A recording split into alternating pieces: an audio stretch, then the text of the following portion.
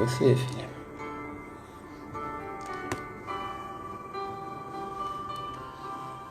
Espera o povo chegar, explica a situação, o que aconteceu. Nós só vamos poder passar pelo... Oi, Raimundo, paz. Oi, Cris. Nós estamos tentando colocar no Facebook e a gente não está conseguindo. Então, infelizmente, não vai passar pelo Facebook. Boa noite. Muito feliz de você estar aqui novamente com a gente, Raimundo. Beijo grande para você. Deus abençoe. Boa noite, queridos. Que seja uma noite abençoada, onde o Espírito Santo de Deus venha falar poderosamente em nossos corações. Amém? Vamos esperar mais um pouquinho as pessoas entrarem. Travou. Marlon, seja bem-vindo, querido. Arlete, seja bem-vinda, minha linda. Pastora Val, saudade de vocês. Ai, que vontade de abraçar, beijar muito. Vamos dar início. Queridos, a gente não está conseguindo colocar pelo Facebook. Travou aqui o celular do Henrique. Amém? E vamos só estar fazendo pelo Instagram. Assim Deus o permitiu, amém? Vamos estar orando para dar um início. Que o Espírito Santo continue ministrando nossos corações, porque eu creio que poderosas coisas Deus fará no meio de nós nessa noite, amém? Roberto, seja um abraço forte, um beijo grande para você. Sejam todos muito bem-vindos, amém? Pai, em nome de Jesus, nós queremos assim engrandecer o seu santo nome, Santo Espírito. Nós queremos declarar nossa completa e total dependência de Ti, Pai. Declarar que Tu és bem-vindo, que Tu és amado, que Tu és a razão do nosso viver. Santo Espírito, que o Senhor tenha completa e total liberdade sobre nossas vidas nessa noite. Deus, vem agora nos encher com a Sua presença, Santo Espírito. Nós declaramos que Tu és amado, que Tu és querido, que Tu és único. Deus, perdoa os nossos pecados, perdoa os pecados de cada um de nós. Pai, se existe alguma situação, Senhor, Deus, há algo para ser curado, que o Senhor venha com a Sua mão poderosa sobre cada servo que está aqui no meio de nós, escutando essa live, que o Senhor esteja curando emocional, curando físico, Pai, em nome de Jesus Cristo, Pai. Deus, que os Seus anjos e arcanjos estejam ao nosso redor, quantos anjos o Senhor achar necessário. Deus, que a adoração suba como incenso agradável a Ti, Pai. Deus, e que essa palavra venha como um alimento sólido no nosso ser, Pai, que venha dar frutos a 100 por 1, em nome de Jesus Cristo, Pai. É assim que eu oro e Te agradeço, no poder que há no Seu santo nome, em nome de Jesus Cristo, Pai. Visita poderosamente cada vida aqui presente, em nome de Jesus Cristo, e use poderosamente meu marido para Tua glória, para o Teu louvor, em nome de Jesus Cristo. Amém, amém. Beijo grande, vou passar para o meu marido. Vão compartilhando aí para que vidas possam ser alcançadas, amém? Olá, irmãos. Boa noite a todos. A graça e a paz do nosso Senhor e Salvador Jesus Cristo. Que bom, né? A oportunidade de estarmos juntos mais uma vez para falar das coisas do alto, para falar das coisas de Deus, para da forma que nós podemos hoje em dia congregar, né? Essa é a forma que nós estamos podendo congregar. Então é dessa forma que nós vamos nos edificando uns aos outros, incentivando uns aos outros nas boas obras, edificando a nossa fé e em unidade, em espírito, engrandecendo o nome do Pai. Amém? Bem, irmãos, como a Ana já falou, nós não vamos conseguir transmitir pelo Facebook, vamos transmitir apenas aqui pelo Instagram. Então vamos rápido, né? Porque o Instagram tem um tempo limitado para a gente não ter... Se acabar, a gente volta de novo. Se acabar, a gente volta, mas não é bom que isso aconteça. Então vamos fazer o possível para concluir aí nessa live. Amém? Então vamos à palavra, irmãos. Queridos, qual é a contribuição única da fé cristã para a humanidade? Comparando aí a fé cristã a outras religiões ou a outras crenças ou mesmo a algumas instituições seculares, qual é a contribuição singular da fé cristã? O que só a fé cristã, de que forma só a fé cristã pode contribuir para a humanidade? Tornando as pessoas melhores? Eu creio que realmente praticamente todas as religiões ensinam isso, ensinam as pessoas a serem pessoas melhores, ensinam até com certo êxito, né? Além disso, há muitas pessoas boas e muito boas que não participam de nenhum tipo de religião. Será que a ação social, que é algo singular do cristianismo, né? Construir casa para os desabrigados, matar a fome dos famintos, aquecer aqueles que estão sentindo frio, alfabetizar os analfabetos, incluir aqueles que estão excluídos, isso é ação social de uma forma geral. Irmãos, essas coisas, sem dúvida nenhuma, são virtudes essenciais aos cristãos, mas a secularidade também faz isso. Os cristãos fazem, acho eu que poderíamos fazer muito mais, mas a secularidade também faz esse tipo de coisa, também faz ação social e também acho que deveria fazer muito mais.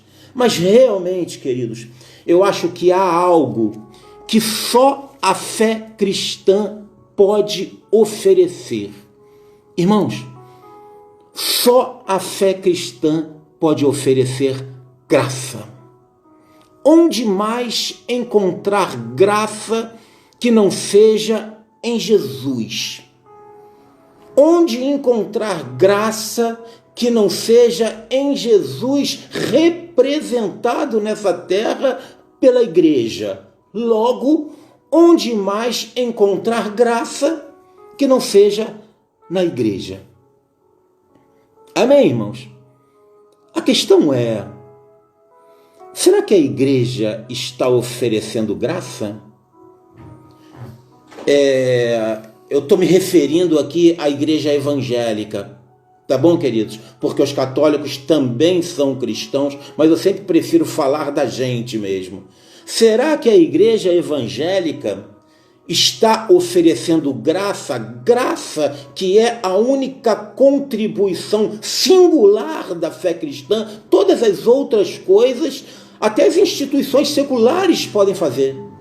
Pregar o amor, pregar um estilo de vida melhor, filosofias de vida fazem pessoas se tornarem pessoas melhores, mas a graça é algo peculiar da fé cristã. Graça, irmãos, o livre favor de Deus, tendo como base o próprio Deus. Amém? E não o indivíduo beneficiado. Graça, o favor imerecido, onde a causa do favor não está baseada no indivíduo, mas está baseada em quem faz.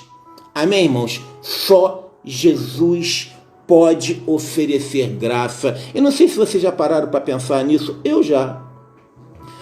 Principalmente num momento como esse que a gente vive, onde principalmente a igreja evangélica se posicionou de forma muito clara, até na política, né? O que as pessoas pensam? O que passa pela mente das pessoas quando se ouve falar de cristão evangélico? Vocês já pararam para pensar nisso? Vocês já fizeram essa reflexão, essa meditação? O que passa na mente das pessoas, da sociedade, quando elas ouvem falar em cristão evangélico? Olha, sinceramente, eu acho que aí haveriam muitas respostas que eu, por exemplo, não gostaria de ouvir. Mas certamente, irmãos, se estivermos no caminho de Jesus, de verdade, a resposta predominante seria cheios de graça. Amém? Quando se pensa num cristão evangélico, a resposta predominante deveria ser cheios de graça. Amém? Porque, queridos, onde há graça, há há ação social espontânea. Onde há graça, há amor. Onde há graça, há a essência do Evangelho. Onde há graça, há a manifestação do caráter de Cristo. Onde há graça, há altruísmo. Onde há graça, há empatia. Onde há graça, há respeito. Onde há graça, há respeito às diferenças. Onde há graça, há respeito à pluralidade. Onde há graça, há compreensão. Amém? Então,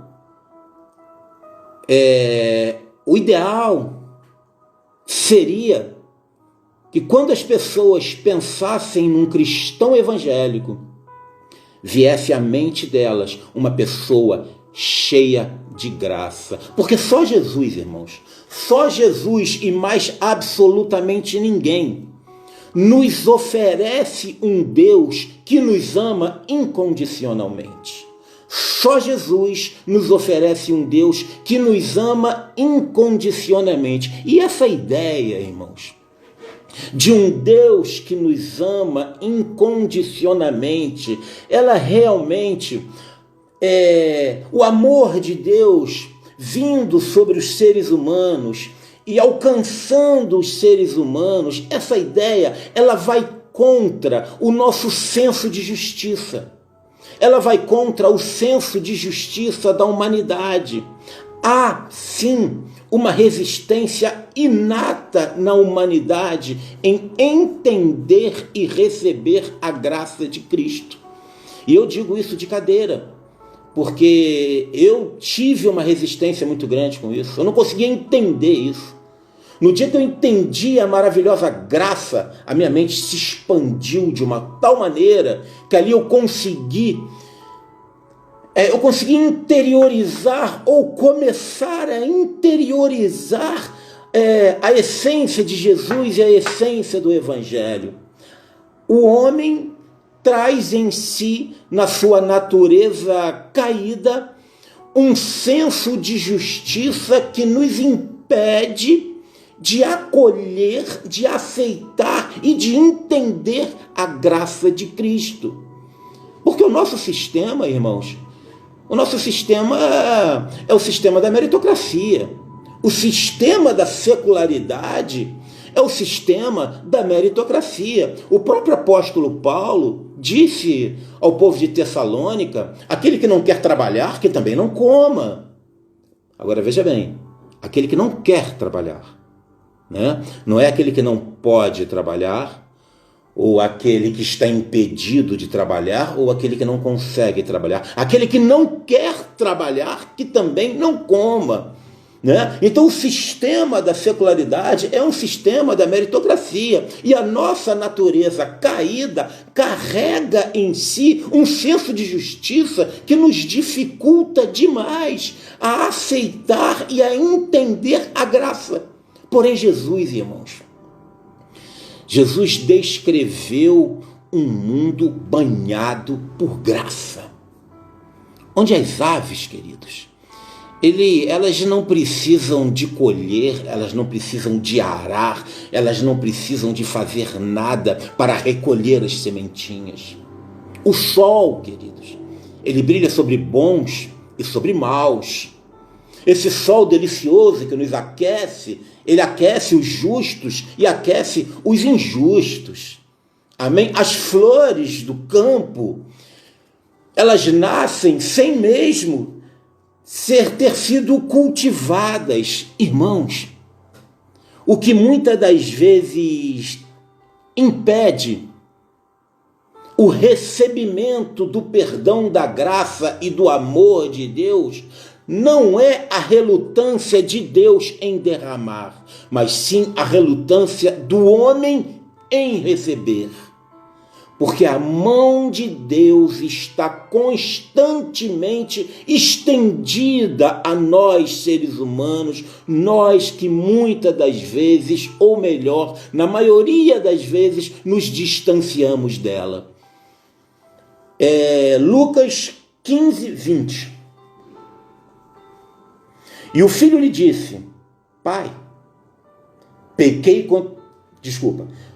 Levantando-se, foi para seu pai, e quando ainda estava longe, viu o seu pai e moveu-se de íntima compaixão e, correndo, lançou-lhe ao seu pescoço e o beijou. Irmãos, o pai, quando viu o filho chegando ao longe, ele não foi perguntar o que o filho tinha feito, se o filho estava certo ou se o filho estava errado.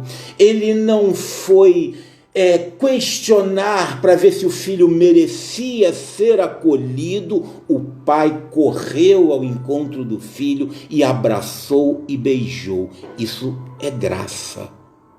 Amém? O Senhor sempre nos acolhe. O Senhor sempre está com os braços estendidos a cada um de nós, seres humanos, coroa da sua criação. Agora, esse texto que eu li para vocês aqui, que está inserido, obviamente, todos vocês sabem, na parábola do filho pródigo, essa parábola, ela está entre 3 outras parábolas, e essas 3 outras parábolas, elas citam o mesmo tema: a tristeza pelo sentimento da perda e a alegria pelo reencontro. São 3 parábolas seguidas que Lucas cita ali no capítulo 15. Depois confiram lá. Primeiro ele fala da ovelha perdida, depois ele fala da moeda perdida e depois ele fala do filho perdido. O tema é a tristeza da perda e a alegria do reencontro. Irmãos, eu entendo que o que Jesus quer dizer com essas parábolas é o seguinte: vocês querem saber qual é o sentimento de Deus? O sentimento de Deus é o seguinte: quando algum ser humano dá atenção para Ele, ou quando algum ser humano se volta a Ele, o sentimento que ele tem é como se ele acabasse de reencontrar a sua propriedade mais preciosa que ele achava que tinha se perdido para sempre. Amém, irmãos? Muitas das vezes os reencontros são muito mais valorosos e muito mais prazerosos do que o encontro. Queridos, a graça é algo muito pessoal, irmãos. A graça é algo extremamente pessoal. Para alegrar o coração de Deus, não é necessário que se resolva todos os problemas da humanidade. Para agradar o coração de Deus, não é necessário que toda a fome da humanidade seja sanada. Para agradar o coração de Deus, não é necessário que toda a violência da humanidade cesse. Para agradar o coração de Deus, basta que um dos seus filhos que se desviou se volte para Ele. Amém, irmãos? Para agradar o coração de Deus, basta que um dos seus filhos, que ele achava que estava morto, tenha revivido. Amém. Amém, irmãos? Esse nosso Senhor é o Senhor que deixou o conforto e a segurança do aprisco e caiu na noite escura, fria e perigosa para buscar uma ovelhinha que havia se perdido. Queridos, sinceramente, eu nas minhas meditações e nas minhas reflexões, eu fico imaginando que o Evangelho não é, ao meu ver, tá bom, queridos? Eu não quero ter a prepotência de ser o dono da verdade, eu estou muito longe disso, mas ao meu ver, o Evangelho não é o que muitos imaginam que sejam. Parece que a igreja, e quando eu falo igreja eu me incluo, porque sou pastor de igreja, sou da igreja, faço parte da igreja. Parece que a igreja espera que os homens se purifiquem e se santifiquem o suficiente para marcar uma audiência com o Deus Todo-Poderoso e Santo. No entanto, irmãos, Jesus falou a respeito de Deus, ignorando um mestre da lei e dando total atenção a um simples pecador publicano. Eu vou ler para vocês lá em Lucas 18. Um pouquinho à frente de onde eu estava. Eu estava em Lucas 15, eu vou para Lucas 18.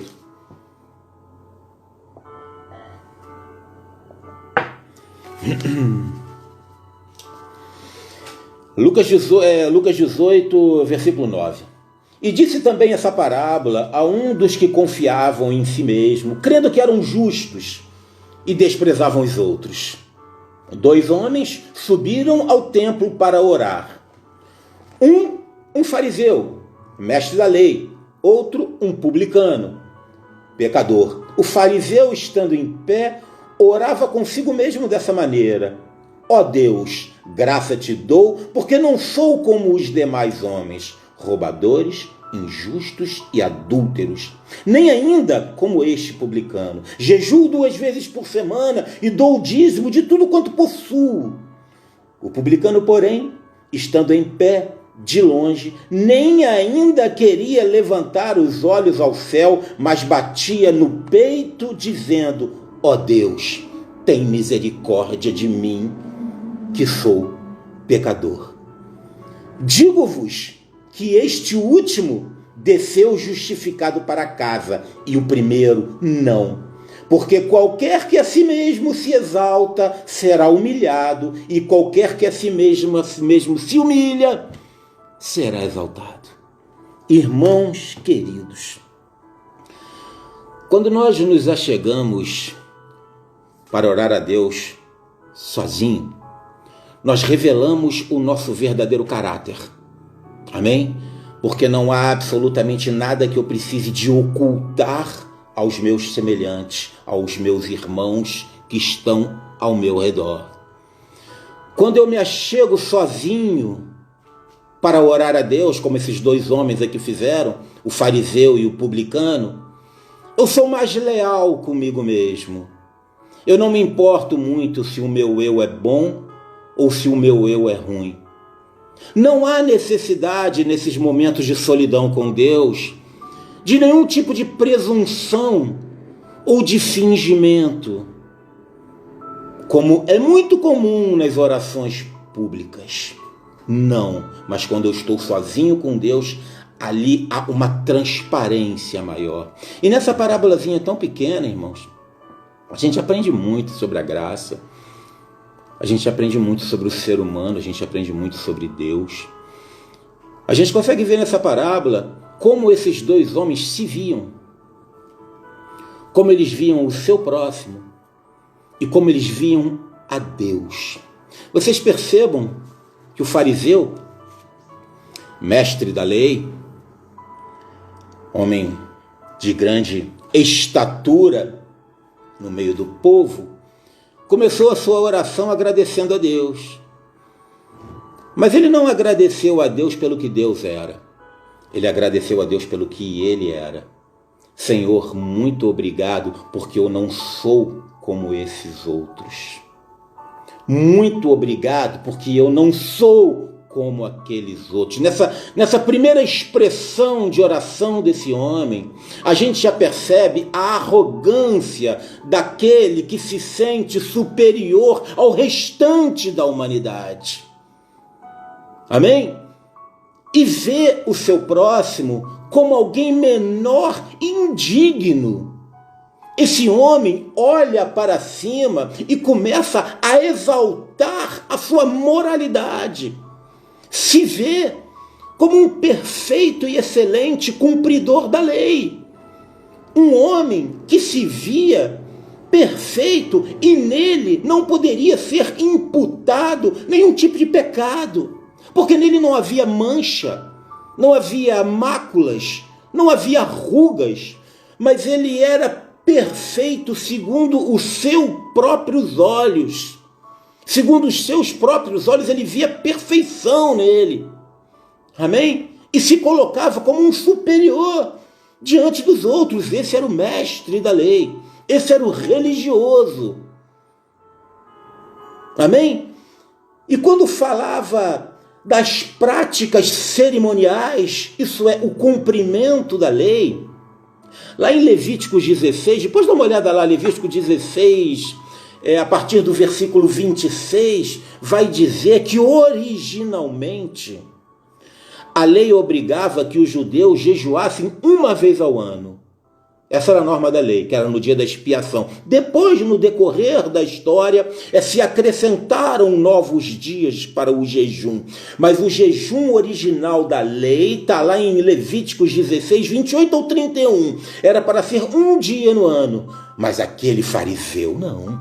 Aquele fariseu jejuava 2 vezes por semana. Amém?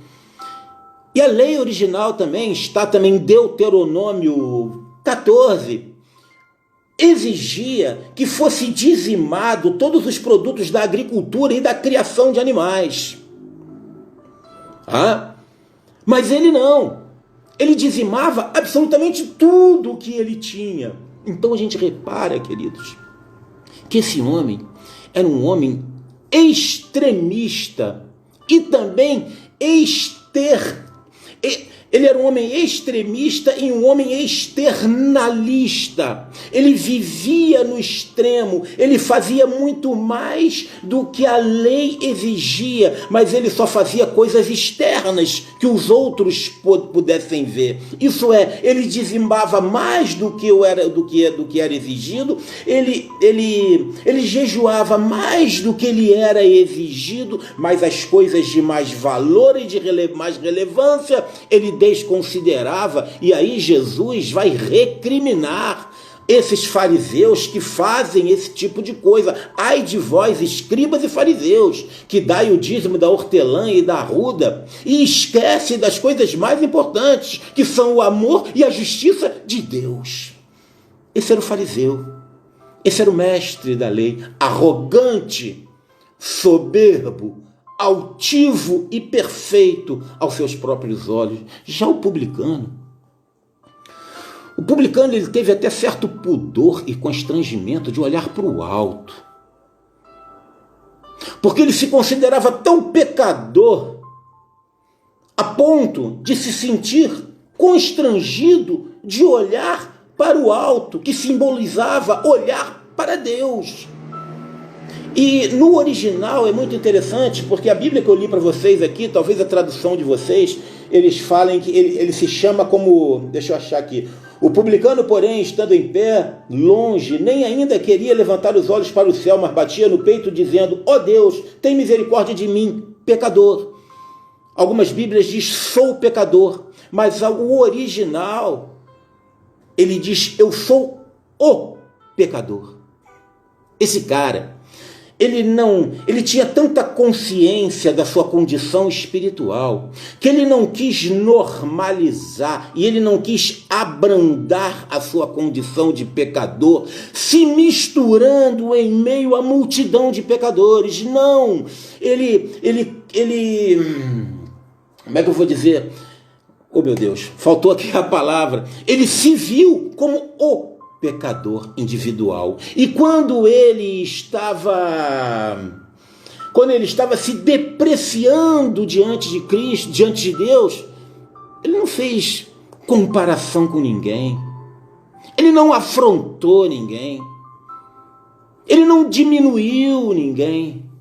Ele não quis se elevar no desacerto dos outros. Amém, irmãos? Ele não quis se elevar no erro dos outros. Ele não quis se santificar no pecado dos outros. Ele não quis se sentir superior na inferioridade dos outros. Ele não se comparou a absolutamente ninguém. Ele só admitiu, foi a palavra que me faltou naquela hora, ele só admitiu a condição não de pecador, mas de o pecador.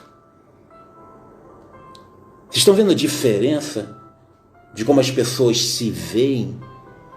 Queridos, aquele fariseu, ele não se incluiu na miséria generalizada que é a humanidade.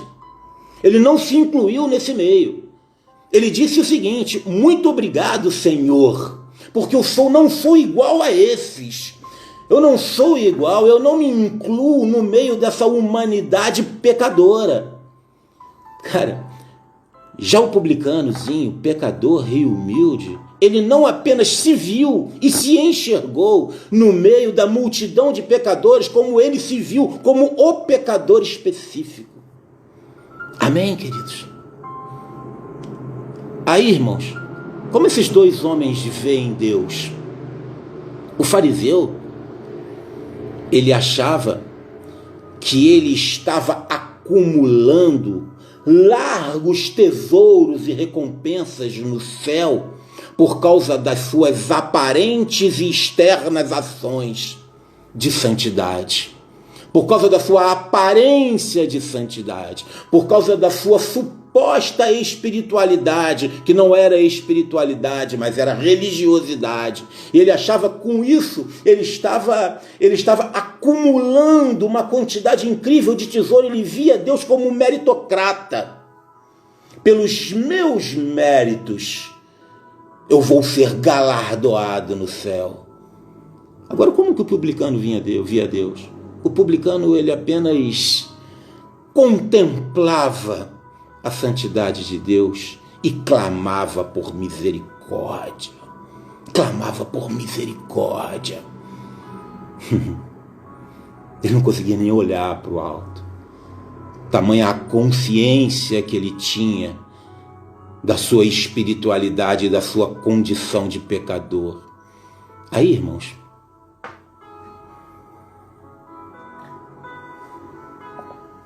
sendo assim,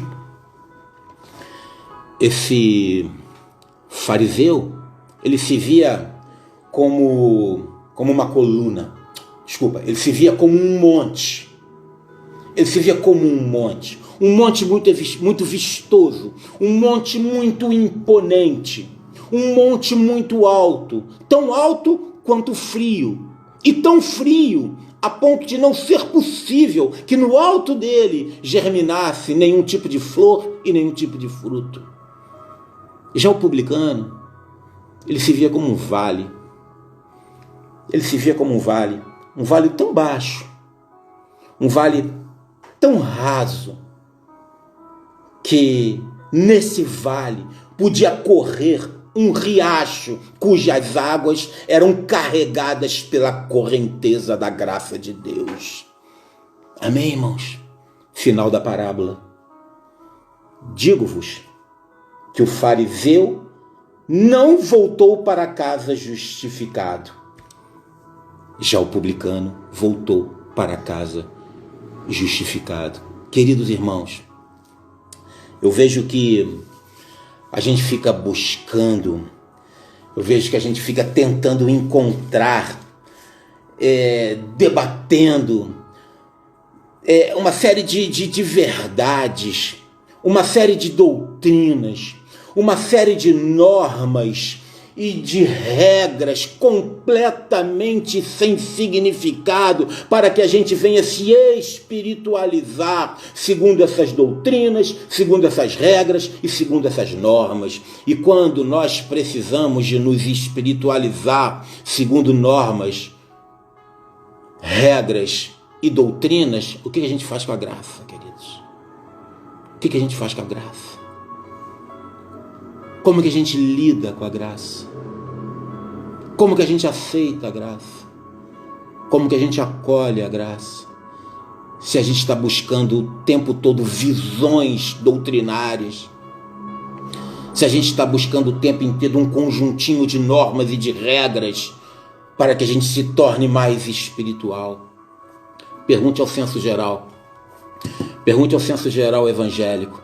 O que eu faço para ir para o céu? O que eu faço para ir para a glória? A grande maioria das respostas será: seja repreensível, tanto moral quanto espiritualmente. Mas olhando os evangelhos de Jesus, eu vejo que o que Jesus diz para nós irmos para a glória é o seguinte: grite socorro. Grite socorro. Admita que sozinho você não consegue. Admita que você precisa de mim, que você é carente da minha glória e a minha graça te basta. Amém, irmãos? Amém. Essa é a maravilhosa graça que está completamente alicerçada no valor do Pai e não no meu valor, independente de quantas vezes eu jejuo, independente do que eu entrego como sacrifício no templo, independente da minha moralidade. Não. A graça sempre atua baseada no valor daquele que derrama a graça. Então, que a gente venha buscar em Deus e no Espírito uma capacidade de compreensão da graça do Pai, da graça de Deus. Irmãos, não é através de um conjunto de normas e de regras e nem de doutrinas absolutas que nós vamos nos espiritualizar. Mas aqui, socorro, Senhor, socorro, sem o Senhor eu não consigo, eu careço da tua presença, a sua graça me basta. Aleluia. Amém, irmãos? Essa era a mensagem que eu tinha para os meus amados irmãos hoje. Que a graça do Senhor tome a nossa vida e traga a leveza que Jesus nos proporciona, porque o fardo dele é leve e suave. Então se entregue a ele. Se entregue a ele e o mais ele fará. Amém? Glória a Deus, né? Então, irmãos, nós vamos encerrar esse culto, essa live. Eu realmente oro para que essa graça, a graça, irmãos, a graça, ela é como a água. Ela é como a água. Você já reparou a água? Que aonde há um buraquinho, ela vai entrando, ela vai entrando, ela vai entrando, e ela vai escorrendo, e ela vai descendo até os lugares mais escuros, até os lugares mais profundos, até os lugares mais terríveis. A graça, ela vai escoando, ela vai descendo. Enquanto tem um espacinho, ela vai descendo, ela vai atingindo os lugares mais escuros que existe. A única coisa que pode conter a graça é o nosso senso de justiça. Amém? É o nosso senso de justiça que nós carregamos em nós. A nossa natureza caída carrega esse senso de justiça e nós relutamos o tempo inteiro e vivemos ansiosos, e vivemos preocupados, e vivemos tensos, e vivemos tentando buscar um jeito de alcançar a espiritualidade, porque o nosso senso de justiça pede isso, porque eu tenho que fazer algo para alcançar a espiritualidade. Desse jeito, a sua graça não me basta, eu preciso dos meus próprios méritos. Eu preciso de me diferenciar do restante da humanidade. Não, irmãos. Bate no peito e diz: Senhor, tem misericórdia de mim. Eu careço da tua glória. Socorro. Eu preciso do Senhor. Irmãos queridos, que Deus abençoe a todos ricamente. Que a nossa mente e o nosso coração esteja completamente receptivo à graça do Pai. Que a graça do Senhor nos tome por completo, para que a gente possa deixar de lado todo peso, para que a gente possa deixar de lado todo fardo difícil de se carregar e assuma o fardo de Jesus, que é leve e suave, porque aquele que nos ensina isso é humilde e manso de coração. Amém? Deus abençoe a todos. Eu desejo uma semana a cada um de vocês cheias da presença do Senhor Deus, cheia da graça de Jesus Cristo e no conforto do Espírito Santo. Vamos mergulhar aqui, irmãos. Aqui. Isso aqui exala a graça. Isso aqui exala a graça. Amém? Deus abençoe a todos. Eu amo a vida de cada um de vocês. E tenha uma excelente semana. Pelo amor de Deus, compra remédio pra mim. Caramba, que susto, porra.